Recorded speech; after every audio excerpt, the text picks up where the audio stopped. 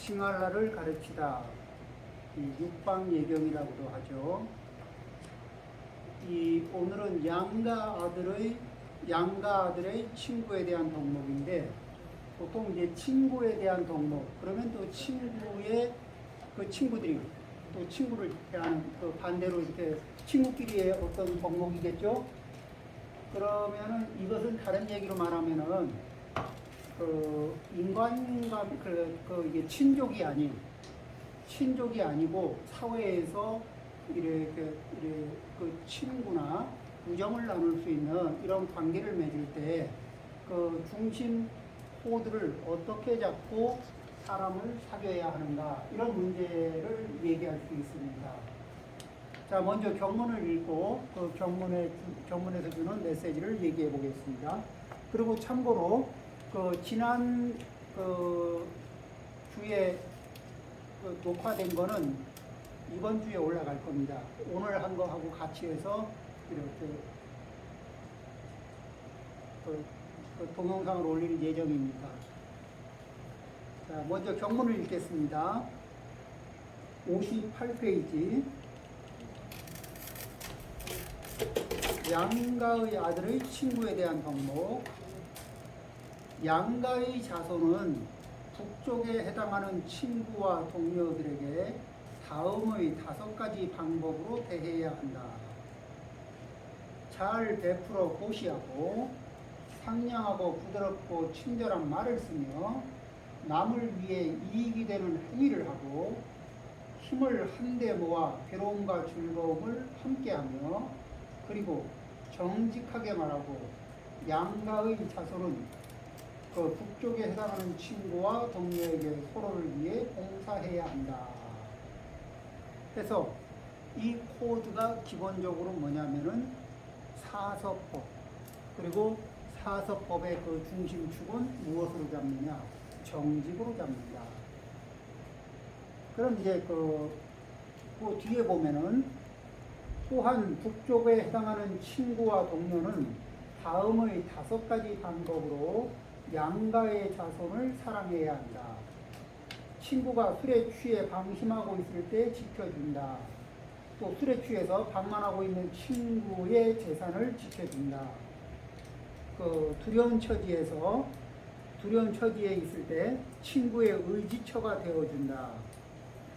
어려움에 처해 있을 때도 그를 저버리지 않는다.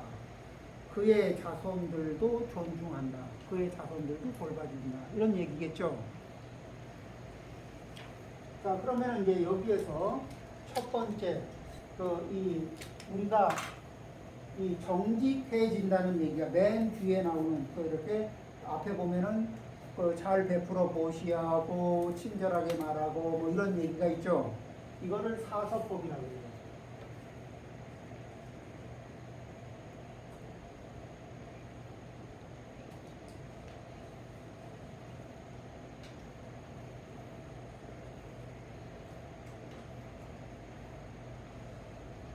사서법.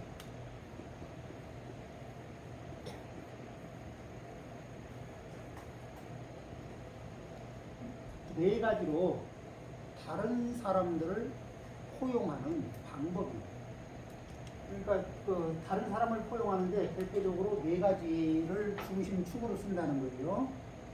그래서 그러면 이 네 가지의 중심축이 빠져서 삼서법, 또 더 빠져서 이서법, 그리고 또 더 빠져서 일서법, 더 빠져서 영서법이 되면은 사귄다고 이렇게 좋은 친구 관계라고 얘기하고 있지만 사실은 실속이 없는 유명무실.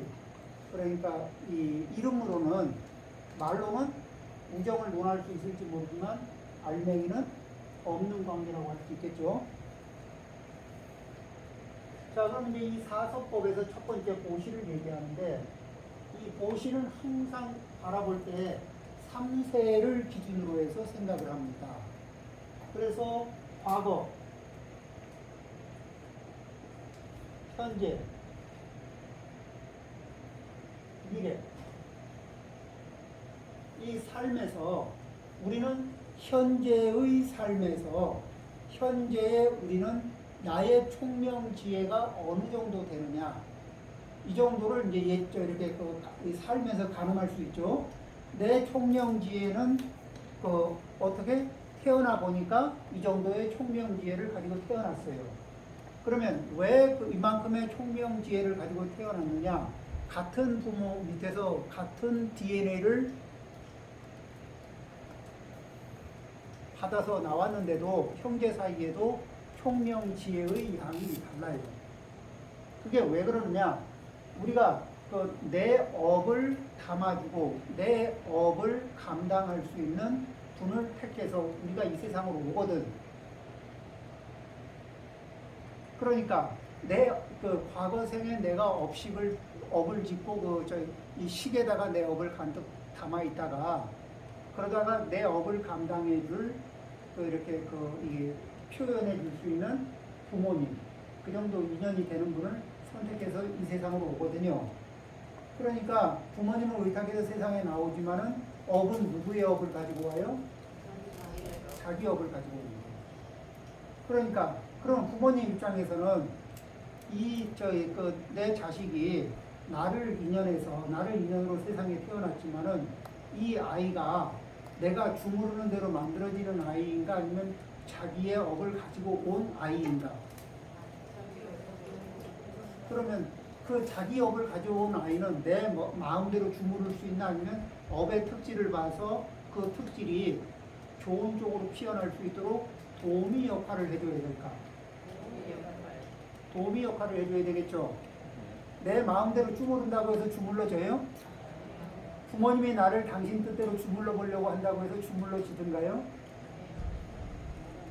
어릴 때는 부모님 대로 가요. 조금 되는 것 같다가 결국은 자기 업대로 가지. 자, 이렇게 이제 그래서 우리는 이 첫 번째는 이제 이렇게 자기의 업이 어떻게 과거에서 현재로, 그러면 현재의 내 총명지혜는 과거에 내가 어떤 행위로 법보시를 많이 했느냐 적게 했느냐. 그럼 법보시라는 거의 특징은 뭐냐? 다른 사람을 총명하게 만들어주는 봉사활동이에요. 다른 사람에게, 자 이제 내가 사회적으로는 다른 사람이 이 부분에 대해서 좀 알게 되면은 그 사람의 삶이 윤택해지고 그 사람이 조금 더 총명해지고 이렇게 할 수 있는 것들이 있죠. 보겠으니 최고의 것이 법보시. 그러니까 보통은 이제 아버지의 생존 스킬을 아들한테 알려주죠. 그 다음에 선생님이 학생한테 그런 생존 스킬도 알려주죠. 그 다음에 이제 이렇게 생존 스킬과 관련된 것을 알려주는 것도 법보시.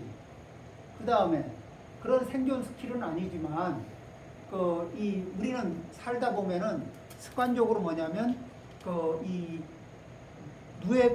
누에가 누에 꼬치를 갖다 막 틀어놓고 자기가 그 속에 갇히는 것처럼 자기의 생각, 자기의 감정을 막 누에실처럼 뿜어내가지고 그 속에 이렇게 꽁꽁꽁꽁 묶여 들어가거든.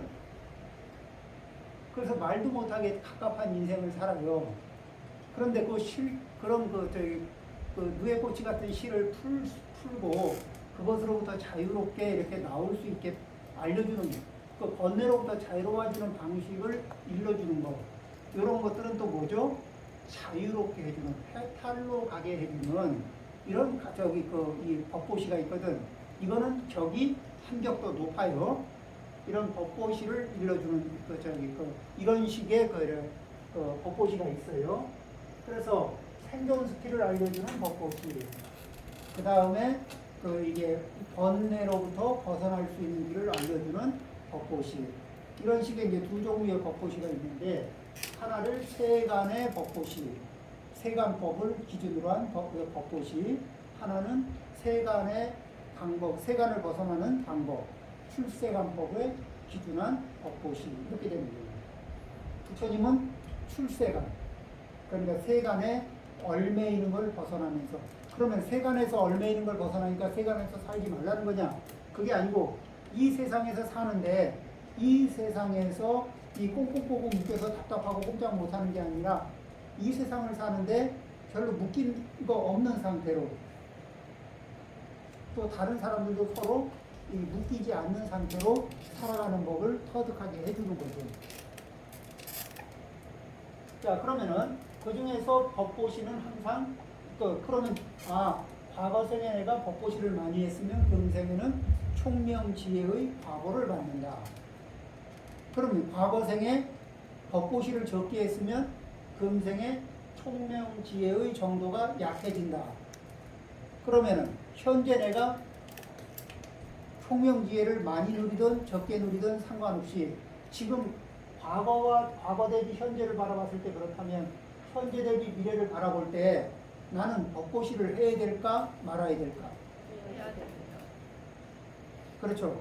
자, 법보시를 하는 중에는 직접 내가 이렇게 생존 스킬을 알려주고 또 출세간의 법을 알려주는 방법도 법보시입니다. 그 다음에 또 하나는 생존 스킬을 알려줄 만한 분, 내가 알려줄 수는 없어도 그분한테 맞는 생존 스킬을 알려줄 만한 분하고 좋은 관계가 될 수 있도록 다리를 놔드리는 것도 법보시가 되겠죠. 그 다음에 내가 이 번뇌로부터 벗어나는 방법은 직접 말해주긴 어렵지만 그런 방법을 이야기하는 장소에 데리고 와서 앉혀놓는 것도 법보시가 되는 거죠. 그런 식으로 그 다음에 그런 내용이 담겨 있는 이렇게 경전이나 이런 책들을 인쇄할 때 내 형편에 맞게 참여해서 그 책이 원만히 출판돼서 많은 사람들한테 전달될 수 있게 도와주는 것도 법보시가 되겠죠. 예, 이렇게 법보시의 방법은 직접 하는 방법과 그 다음에 참여하는 방법, 다리를 놔주는 방법, 그러죠? 그 다음에 이렇게 초대하는 방법, 이런 식으로 여러 가지로 다른 사람들의 총명 지혜를 높여주는 그 방법들은 다양하게 많습니다. 그런 것들 중에 형편되는 대로 쓴다면은 그것이 바로 나의 법보시의 총량을 늘려가는 거예요.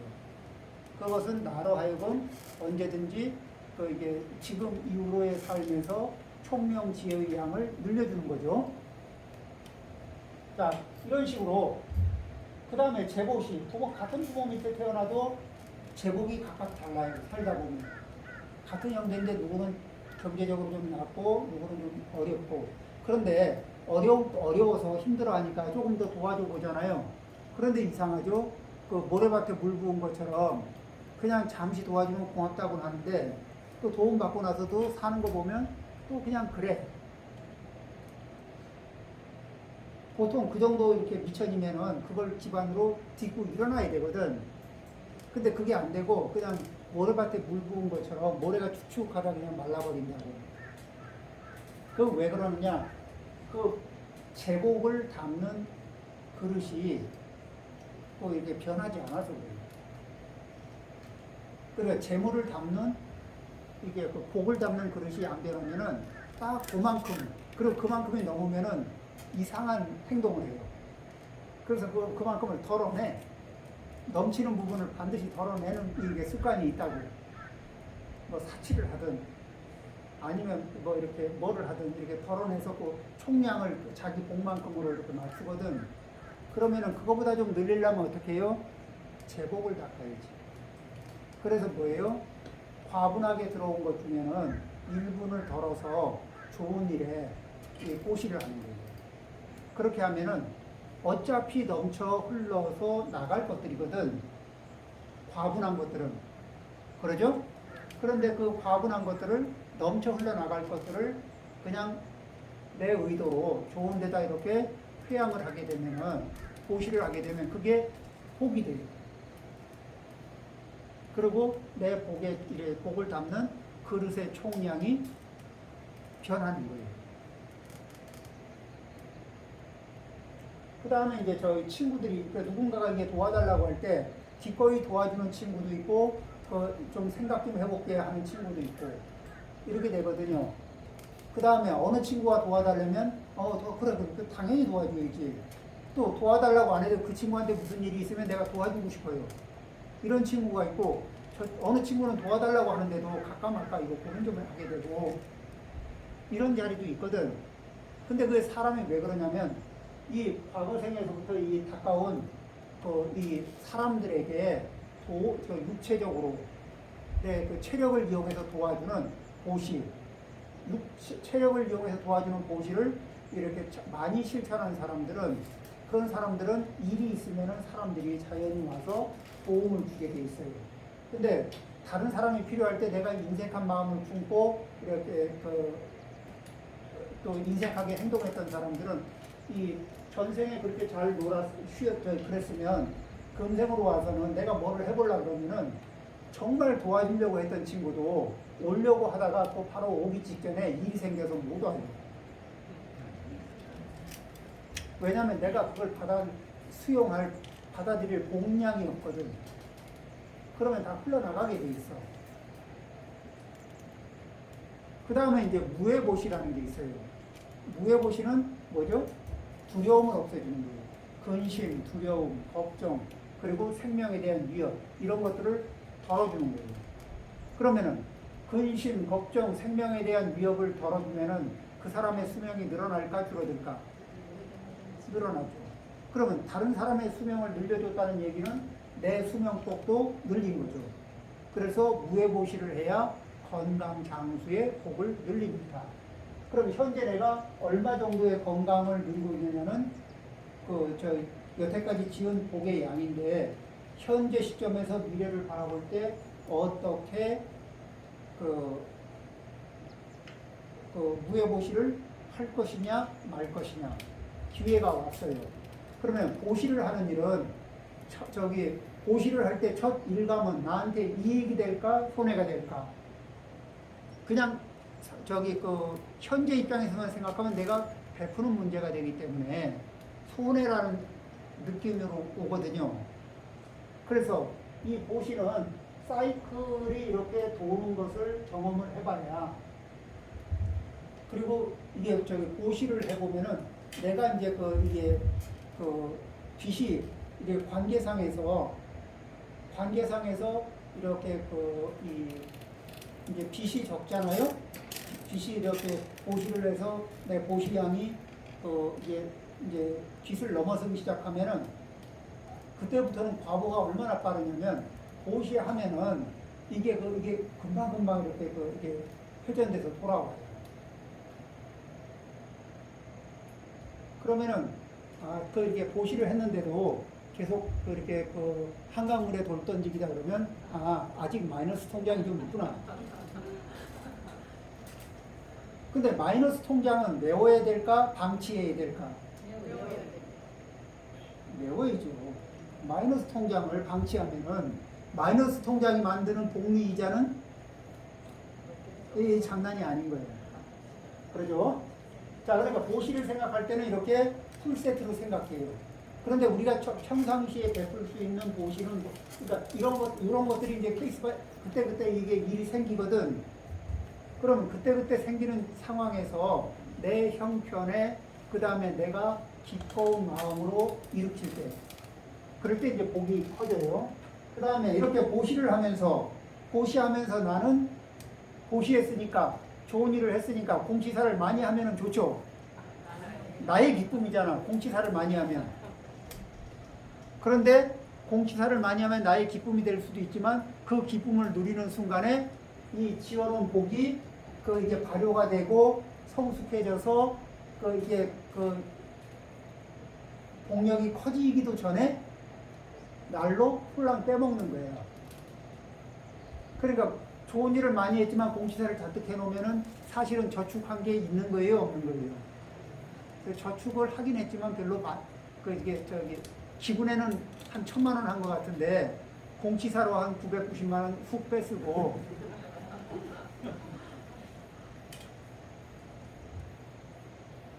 그러니까 내 기대치하고 달라. 나는 1,000만 원 이렇게 뽑았는데 이게 통장을 열어보면 10만 원밖에 없고 뭐 이런 거 있잖아요. 이 계산 왜 그렇게 한 것과 이게 내가 한 것과 남아 있는 게 이게 양의 차이가 나느냐? 그러면 공치사 때문에 그래요. 그러니까 금강경에서 그 육교수님이 한마디 듣고 깨달은 그 대목이 뭐예요? 그 앞에 내용들도 다 중요한데 그러다가 그게 누적되다가 그 음무소주 이생기심 하는 자리에서 팍 깨졌거든. 자, 그러면 어떻게 보시를 할 때는 공치사에 머물지 않고 보시의 마음을 낸다. 그렇죠? 그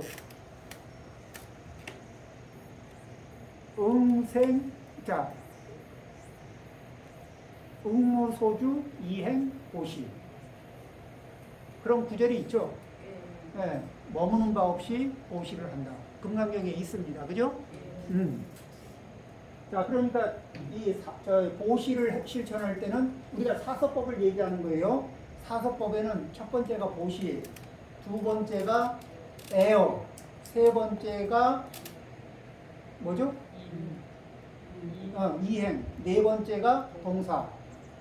자, 그 중에 첫 번째 그러니까 보시를 얘기할 때, 그 보시는 그냥 뭐 물건 좀 주면은 보십니다. 이렇게 얘기하는 거는 그 부처님이 보시를 하라 이렇게 말할 때의 내용에 비하면은 매우 작은 부분이고, 그 다음에 보시를 통해서 복을 짓고, 복을 지으면은 그 다음에 관리를 해야 되잖아.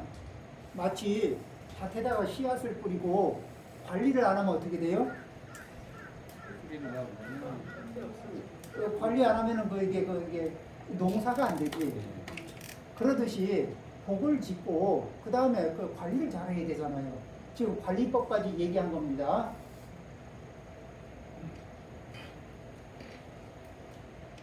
자, 그 다음에 이제 애어. 이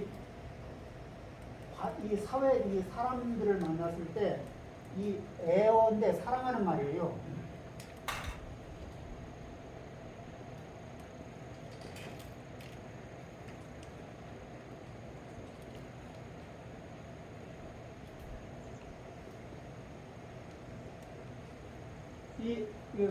사랑 애자에 말씀 어자인데 이 에어는 뭐냐면 어라는 거는 이 다이알로그 대화예요. 대화. 그러니까 대화 중에 어떤 기운을 품고 있냐면은 이 애정을 품고 있는 거예요. 그런데 우리는 어떤 착각을 하냐면은 내가 너에게 나는 너에게 소유욕을 발휘하면서 내가 소유욕을 가지고 있는 대상에게 나는 애정을 쏟고 있다고 착각을 하거든. 그런데 반대로 누가 저를 소유욕으로 이렇게 바라보면서 저에게 다가오면은 저는 자유로울까 아니면 강한 통제를 받는다고 생각이 들까?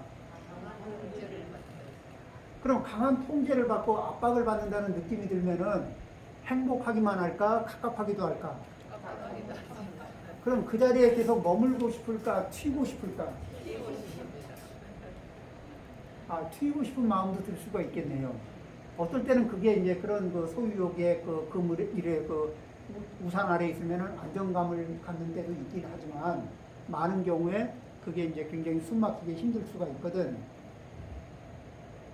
자, 그러면은 이 애라는 거는 뭐냐면은 다른 말로 얘기하면은 이타입니다. 이타. 그러니까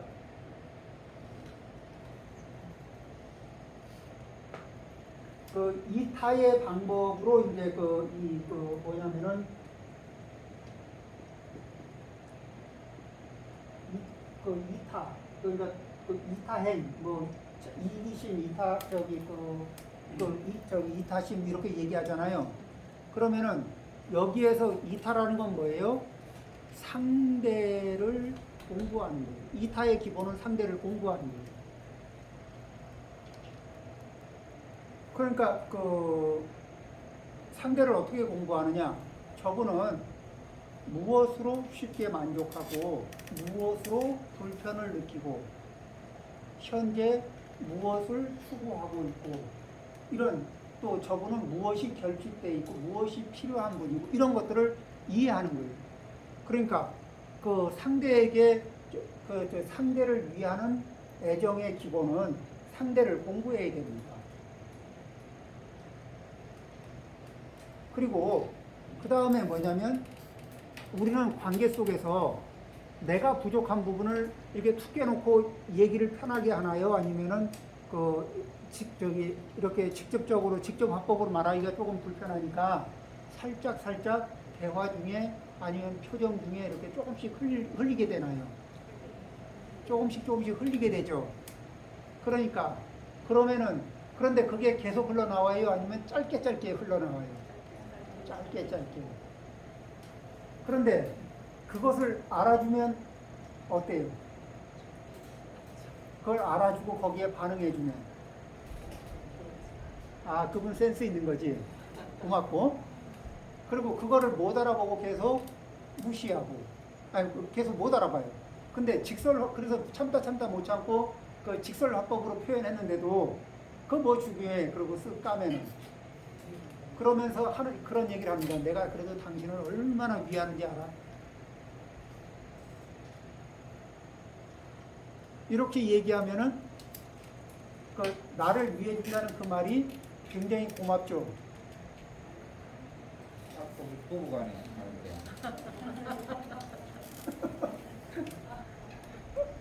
이 정도 되면은 이제 나를 위해서 하는 거라고 하는 말을 할 때마다 뿔따구를 막 뿔이 이만큼씩 올라가거든요. 그래서 제일 중요한 거는 이게 소중한 사람들하고 지낼 때 제일 중요한 것 중에 하나는 같이 지내는 사람을 공부할 마음을 가져야 돼요. 그러니까 내가 보고 싶은 대로 내 멋대로 봐야 될까? 아니면 그분이 표현하는 것들을 이렇게 무엇을 표현하고 있는지를 유심히 관찰하고 이해를 해야 될까? 그리고 궁금하면 물어보면 되거든. 그렇죠?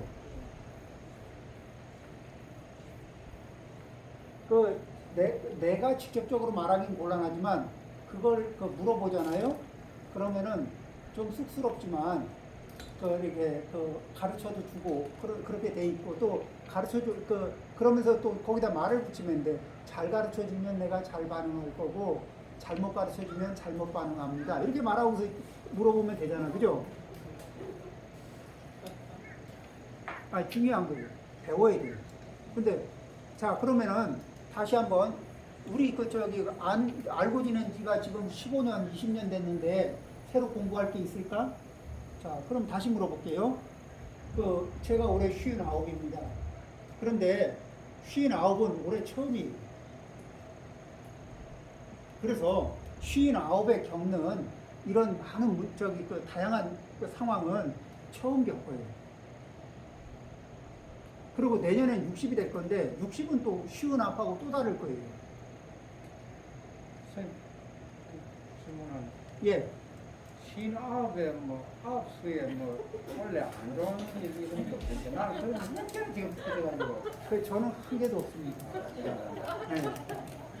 나는 어제 집사람인데 눈에 안 띄면 애물단지 걱정거리고 이게 세면은 간단하게 요약하면 안 보이면 걱정되고 보고 싶고 네.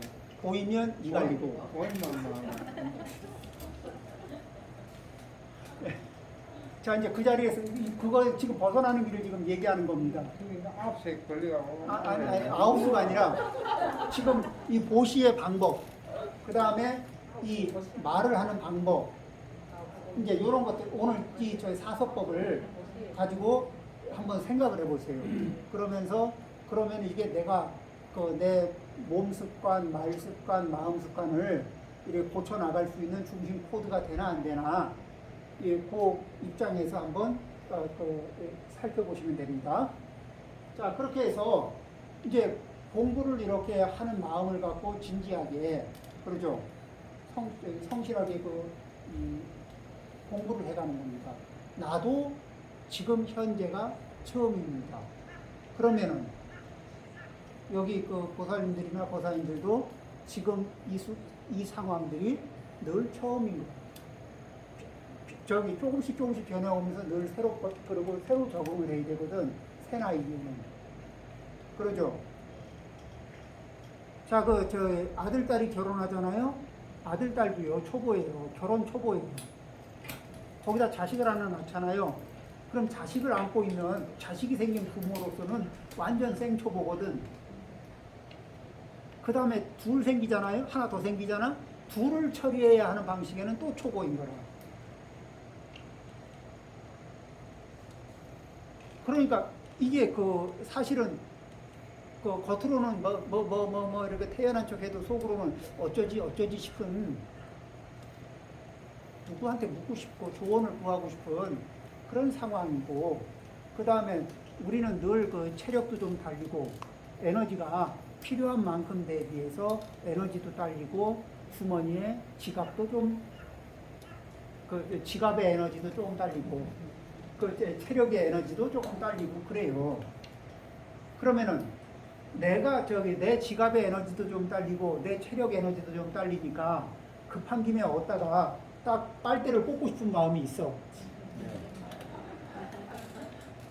그런데 그 빨대를 습관적으로, 근데 나한테 빨대 꼽히는 그분도 사실은 그 체력 에너지, 그 주머니의 에너지 이런 게 다 넘쳐날까 아니면은 다 이게 딸막딸막 하고 있을까?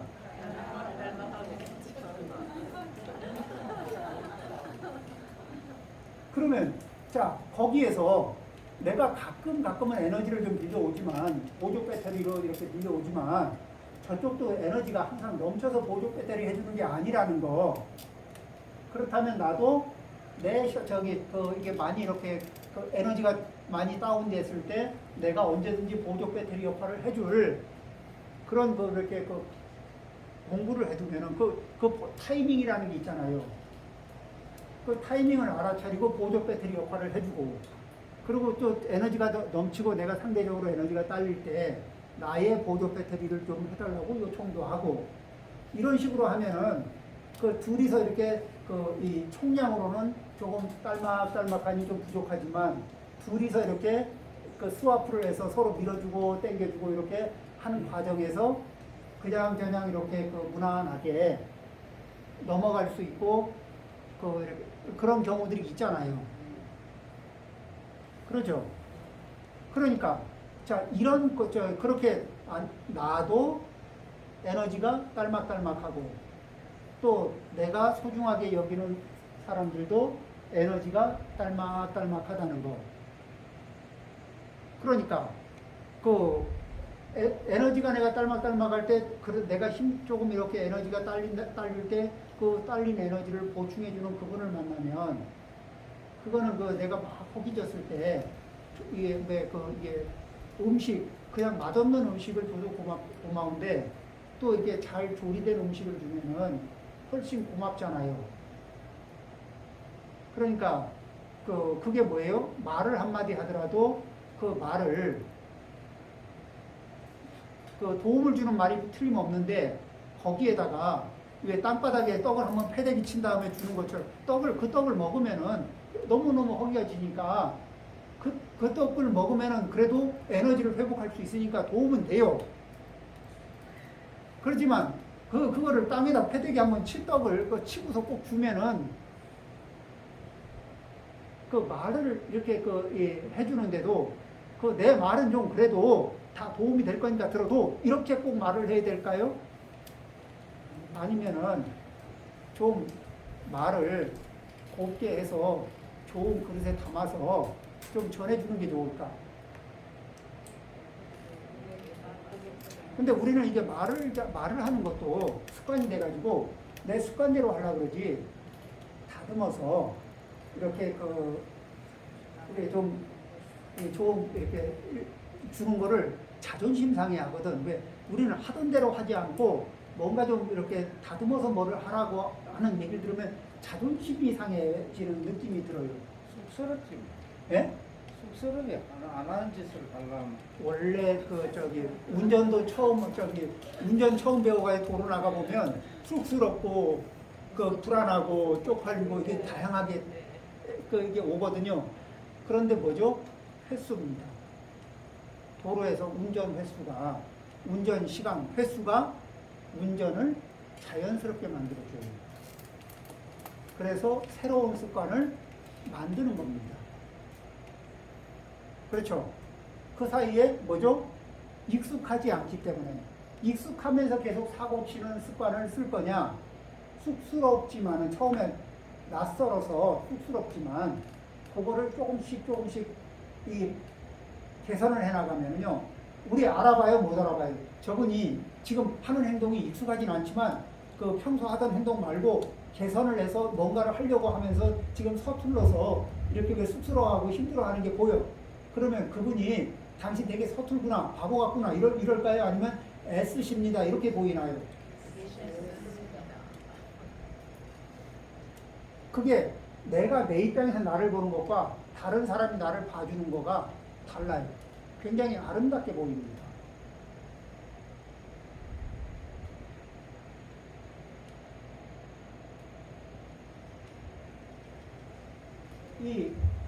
그러니까 그 중심축을 에어는 이렇게 중심축을 어디다 둔다고요? 나에게 둔다, 상대방을 공부하는 자리에서.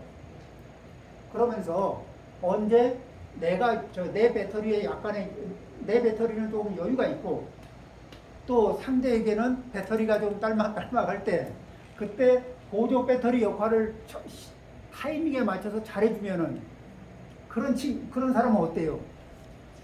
그 부부 사이에 서로 에너지가 좀 딸릴 때 이 보조 배터리 역할을 아주 때에 맞게 착착 이렇게 좀 잘해주면 서로 그 옆집에 그러고 있는 거 우리 집에서 보고 있으려면 어때요? 아니면은 우리 집에서 그러고 있는 걸 못하고 있는 옆집이 관람하게 하는 쪽하고 어느 쪽을 선택하고 싶습니까? 그럼 옆집 싸움 보지. 그 옆집에 이제 선생님이 되는 거죠. 옆집 그렇게 잘하면은 옆집에 선생님 노릇을 할 수 있는 거죠. 저 집 아이씨 좀 다음 말에 상관 정확하게 안 나오지. 그가 살아. 그래서 이 에어 그러면은 이제 우리가 이 천수경에서 보면은 시박참회가 있죠. 그럼 이제 시박참회 중에서 첫 번째가 뭐예요?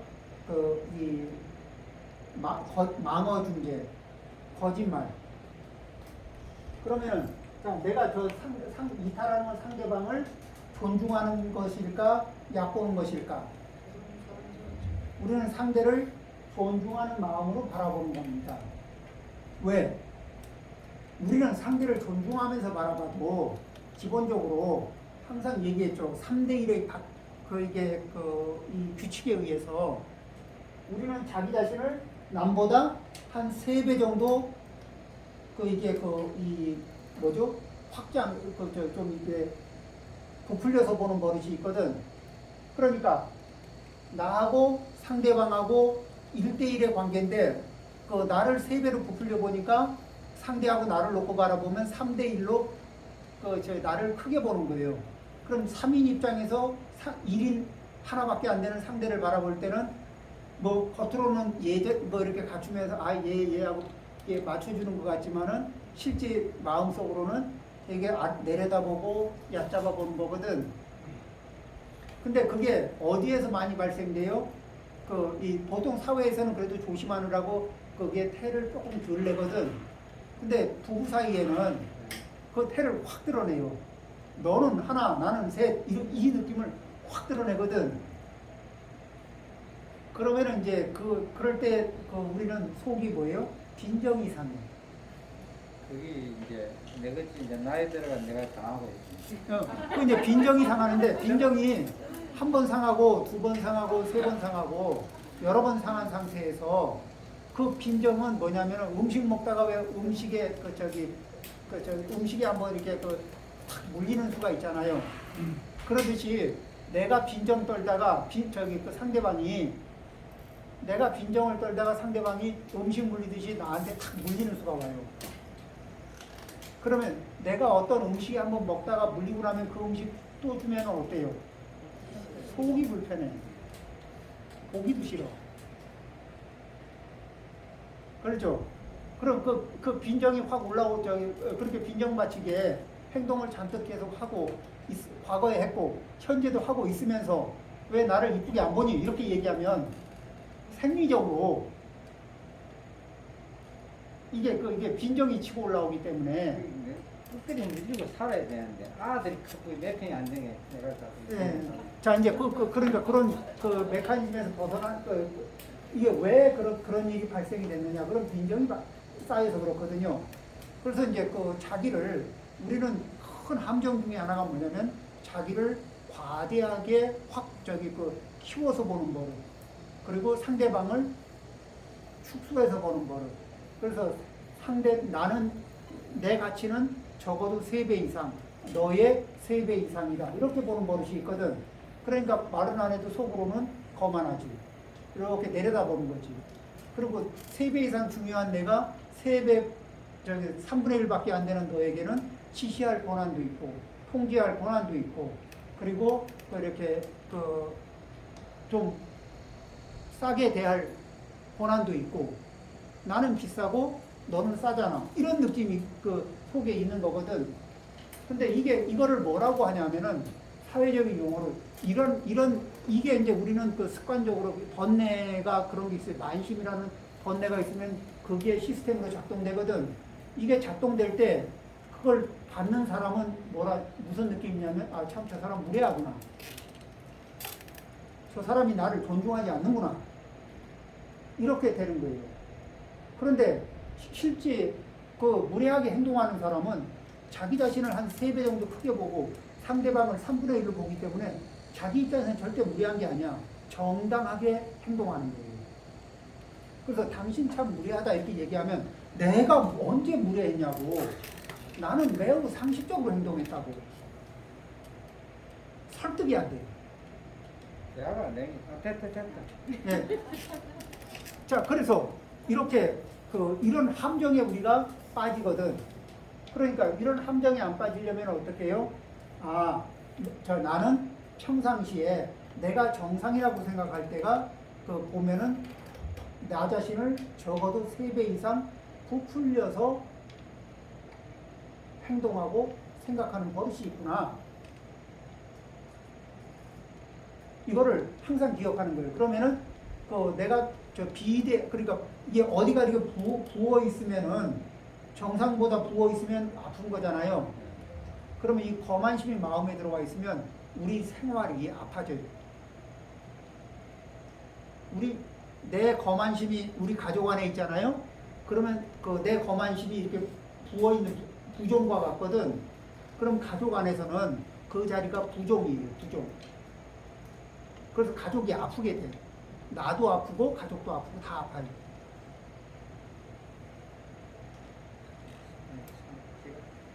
차이 좀 설명하시면. 자, 그러면은 어떻게 하느냐? 상대를 존중해. 왜? 그러니까 상대를 일단 마음으로, 가상으로 지금 내가 보고 있는 사이즈보다 한 3배 이상 키워서 보는 거예요. 3배 이상 키워서 보는 거는, 그러면은 3배 이상 키워서 보는 거를 공경이라고 해요. 그런데 3배 이상 키워봐야, 그래봐야 결국은 이럴 때 그래서 비등해지는 거거든. 안 그러고 겸손, 자기를 3분의 1 사이즈로 줄여.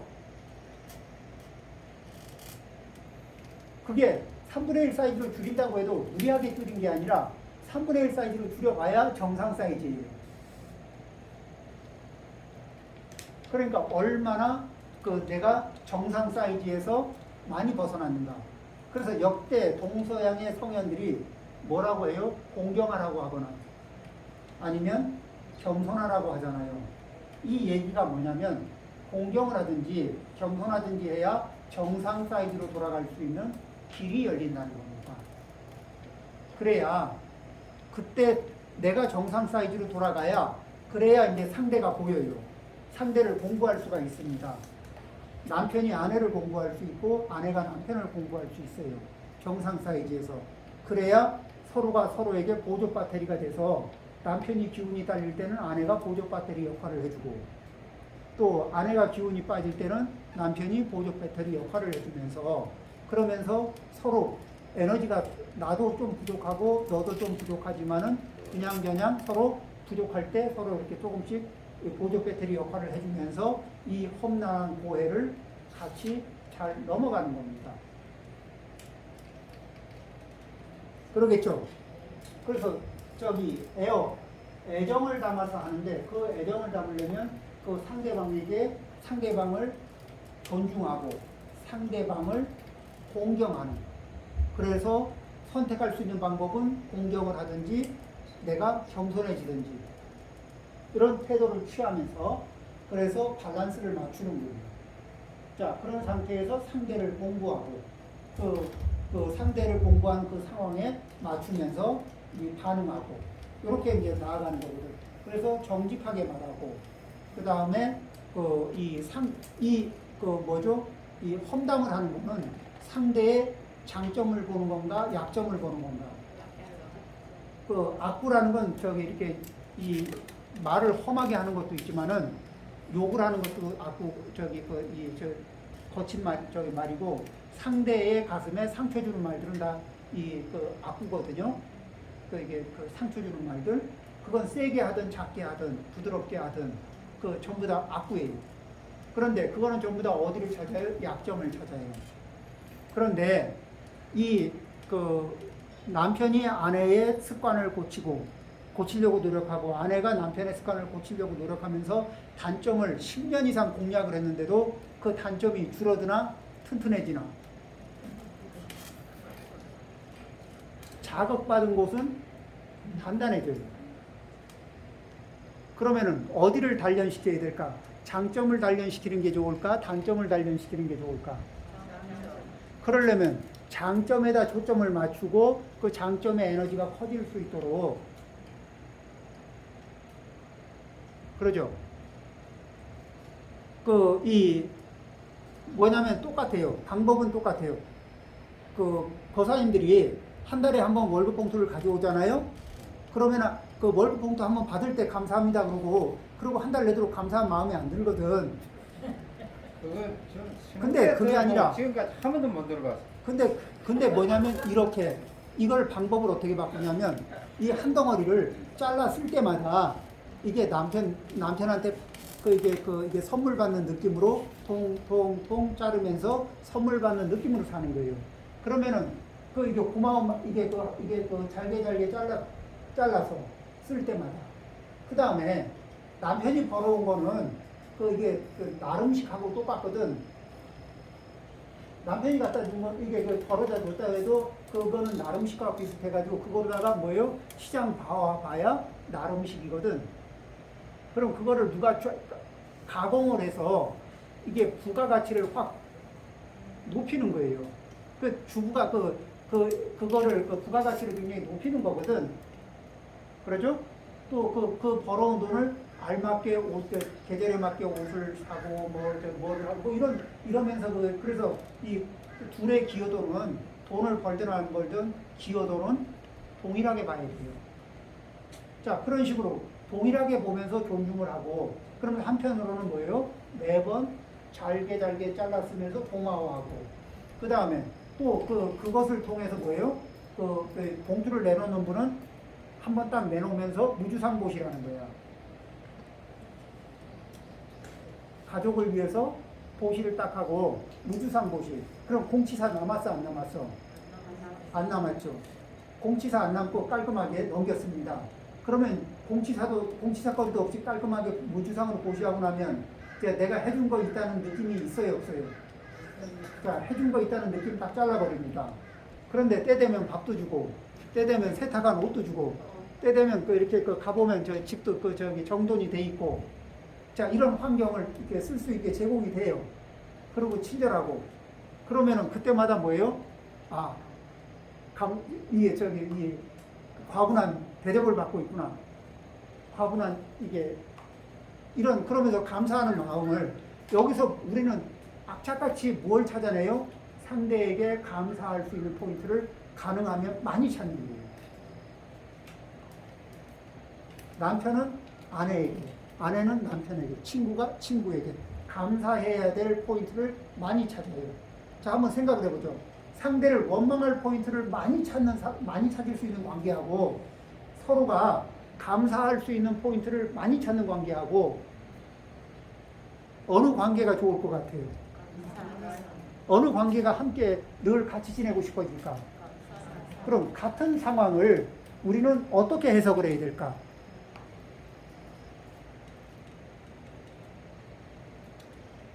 같은 상황을, 자, 봐봐요.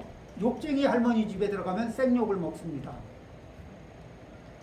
음식점, 욕쟁이 할머니 식당에 들어가서 밥을 먹으려면 생욕을 듣게 돼 있어요. 그런데 생판 모르는 사람한테 생욕을 먹으면 꿀따구가 팍 올라오겠지만, 욕쟁이 할머니 집인 줄 알고 들어가면 생욕을 먹는데 재미가 있습니다. 그래서 같은 상황인데도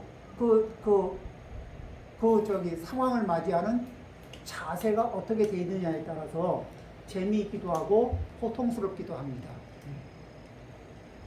부부 사이에도, 그러니까 부부 사이에도 뭐냐면 감사할 수 있는 포인트를 누가 찾아요? 너는 나한테 감사해야 된다고 이렇게 주입을 하려고 해도 그게 주입은 안 돼요. 그 감사해야 할 포인트는 누가 찾아야 돼요? 내가 찾아야 돼요. 각자가 스스로 찾아야 돼요.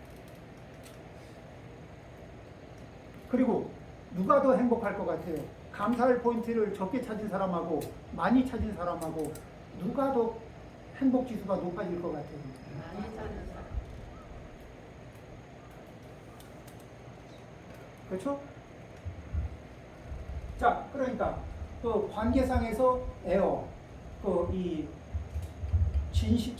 거짓말하지 않고 진실하게 말하기, 상처 주지 않고 이렇게 그 상처를 안 주려면 단점 포인트로 보느냐 아니면 감사 포인트로 보느냐, 그러겠죠. 그 다음에 양설. 그 양설은 뭐냐면 이쪽 말을 저쪽으로 옮기고 저쪽 말을 이쪽으로 옮기거든요. 그런데 우리는 기본적으로 남을 얕잡아 보는 버릇이 있다 그랬어요, 없다 그랬어요? 그러면 저기 눈앞에서 얕잡아 보기를 쉽게 할까? 안 보이는 자리에서 쉽게 얕잡아 볼까? 안 보이는 데서.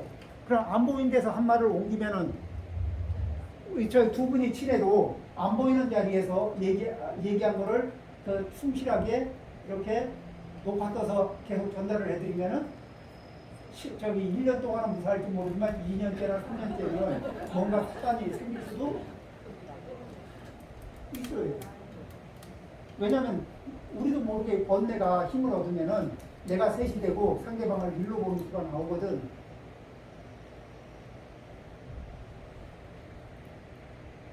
그러죠?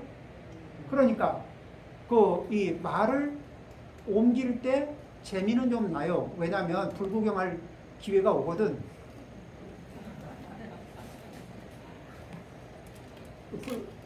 그런데 그게 뭐예요? 다른 사람의 행복 지수를 관계 지수를 깎아먹어요. 그러면은 그 과보가 나중에 내 관계를 갉아먹는 과보로 겪지 않겠어요? 난데없이 괜찮게 지내던 관계를 누군가 때문에 그 관계가 쿡 망가지는 것은 이건 내가 겪으면 굉장히 고통스러운 거예요. 그 말을 옮기는 이게 그래서 습관, 말을 옮기는 습관 이런 거는 그냥 누가 뭐라 이렇게 누군가 와서 뭐라 하면은 그냥 그 입장에선 그랬는가 보다. 그 입장 그 순간엔 그랬는가 보다. 그러고는 흘려듣고, 그러고는 그렇게 이 단점과 관련된 내용은 웬만하면 듣고 흘려주는 거예요. 장점과 관련된 거는 당연히 이야기할 수 있죠. 그 다음에 또 뭐예요? 우리는 이렇게 이제 두 분이 친해요. 그러면 여기 화엄행 보살님하고 여기 보살님하고 이제 둘이 친한데 내가 우리 보살님하고 대화를 나누고 있잖아요. 그러면은 어떻게 해요? 어떤 얘기를 해요? 화엄행 보살님을 칭찬을 합니다. 왜? 둘이는 관계이기 때문에, 좋은 관계이기 때문에. 그래서 우리는 알게 모르게 관계를 굉장히 소중하게 여기거든. 그래서 나를 소중하게 여겨주는 사람도 고맙지만은 내 관계를 소중하게 여겨주는 사람이 진짜 고마워요. 그러니까 남편이 나를 이쁘게 봐주는 것도 좋지만, 아내를 이쁘게 봐주는 것도 좋지만, 친정집에 어떤 누구를 칭찬해 주면은 그게 그냥 고마운 거예요. 되게 마음이 그 저 아내가 남편에게 고마워하는 것도 고맙지만은 그 아내가 친정집에 누구를 좀 이렇게 좋게 봐주는 거 그게 마음이 되게 그 위안이 되거든. 그래서 그 이 아내의 관계, 남편의 관계, 내 친구의 관계 이런 관계들을 소중하게 여겨주는 거예요. 그러면서 이야기하기.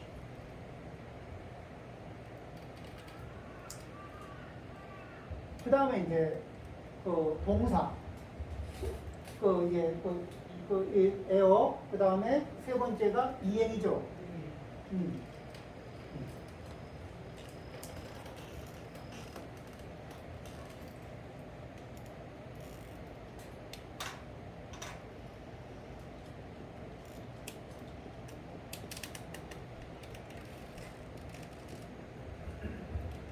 그 이로운 행위예요. 그 이로운 행위인데, 자, 우리 지금 보시, 에어, 이행, 동사, 사서법에 대해서 사서법을 지금 얘기하고 있는 거예요. 이 사서법은 뭐예요? 친구 관계, 인간관계에서 이 사서법을 기반으로 움직이게 되면은 그 관계는 당연히 좋아지죠. 그러면 이 사서법에서 하나가 빠지면 조금 아쉽고, 두 개가 빠지면은, 세 개가 빠지면, 네 개가 빠지면 그거는 안고 없는 찐빵. 네 개가 빠지면은 안고 없는 찐빵이 돼요. 그 성의가 없는 거죠. 형식은 뭐 내용, 형식은 가지고 있는 것 같은데 성의가 없어요.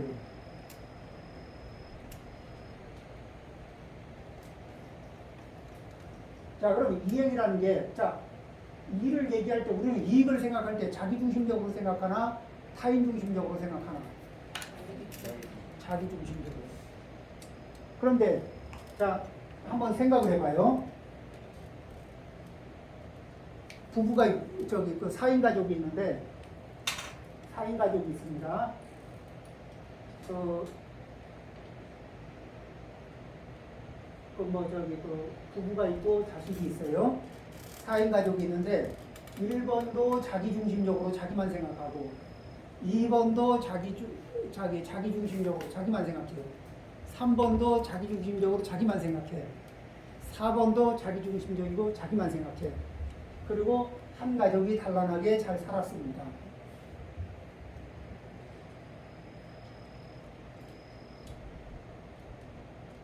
가능해요?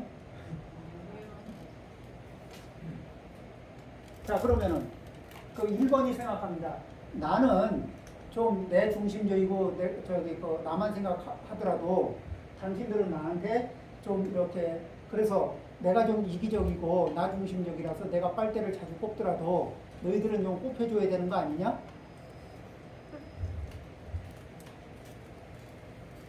1번이 그렇게 생각하고 2번도 그렇게 생각하고 3번도 그렇게 생각하고 4번도 그렇게 생각하면서 서로 빨대를 굵고 긴 빨대를 들고 다니면서 서로 이렇게 찾고 있어요. 어때요? 가족이니까 만나면 되게 반갑겠죠? 만나면 반가울까 무서울까?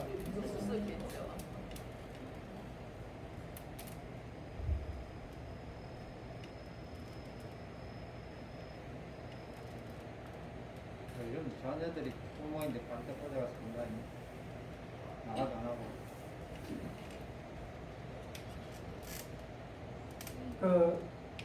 그 문제는 이제 조금 다른 카테고리에서 한번 다뤄야 돼요.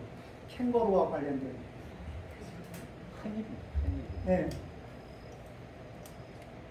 자, 그래서 이 행은 어디에다 기초를 두냐면은 내가 나를 돌보면, 자, 남편이 스스로 자기가 자기만을 돌봐요.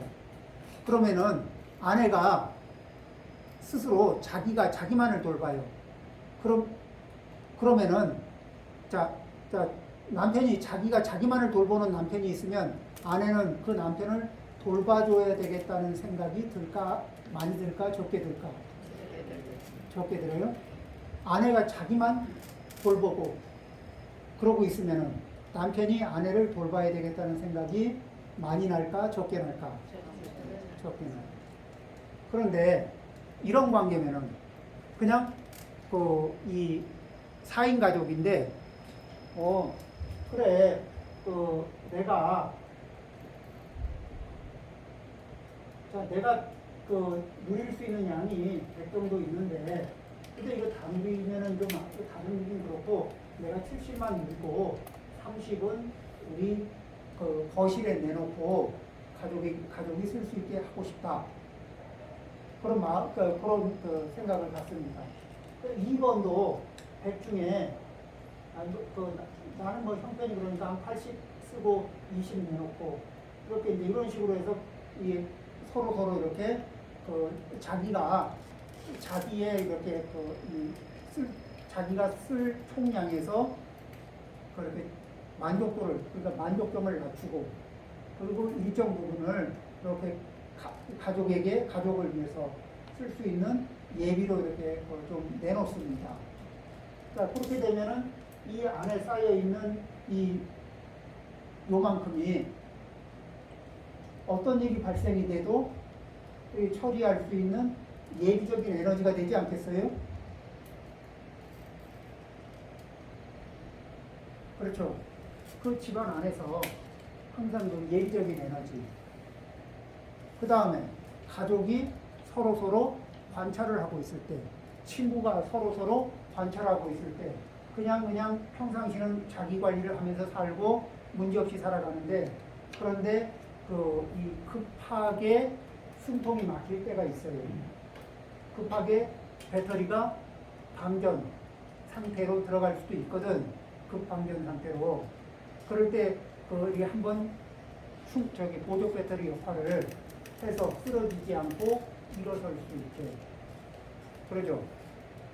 예, 그런 역할을 해주는 그런 관계 속에 있게 되면은 내가 나를 보호하지 않아도 내가 보호받는다는 느낌이 드는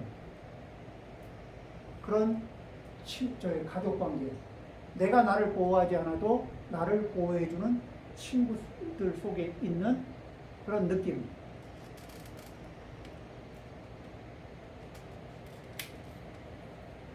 우리 절에는 전해지는 말이 있어요.